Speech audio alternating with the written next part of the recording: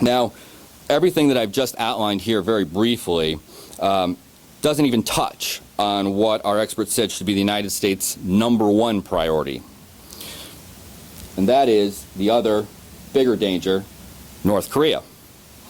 The greatest number of experts, 26%, said that the denuclearization of the Korean Peninsula is the most important priority for U.S. foreign policy in the next 5 years. A more important priority than stabilizing Iraq or Afghanistan, or creating a national missile defense, or convincing Iran to abandon its nuclear ambitions. Now, obviously, we've seen some welcome news, perhaps, in the last 24 hours that there could be a draft agreement on North Korea. It's something now that we'll probably be hearing much more about in the next couple days. And then ultimately, as is always the case with North Korea, it will be a few months or more before we actually know if this agreement will stick, if it will be honored.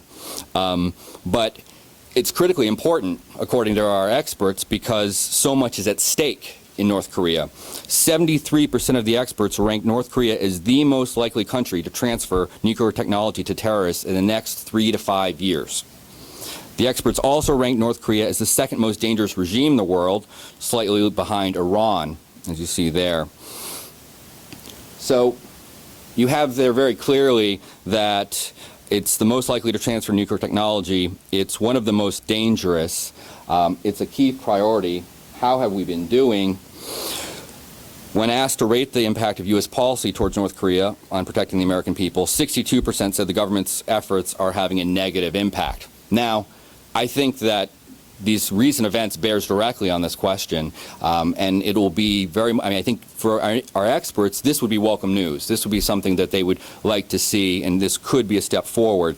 It'll be very interesting to go forward now, 6 months from now, when we have a better sense of whether there was truly an agreement, what its contours really are, as to know how the administration's efforts will be evaluated at that point in time.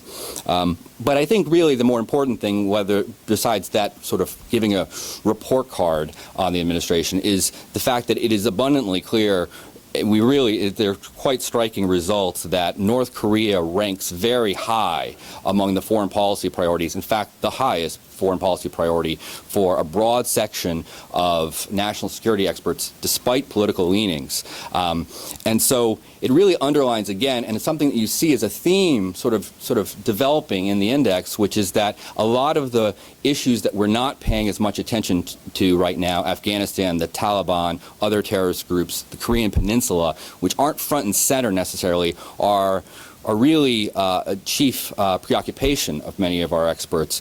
And in many ways, that should resonate with us, as that was very much sort of the notions that we heard when 9/11 occurred, the ideas that we were not paying attention to something, and that's what ended up striking us on that day. Again, I just want to say that these are only some of the results from this year's index. We'd encourage you to look at the full set of results at foreignpolicy.com and at americanprogress.org.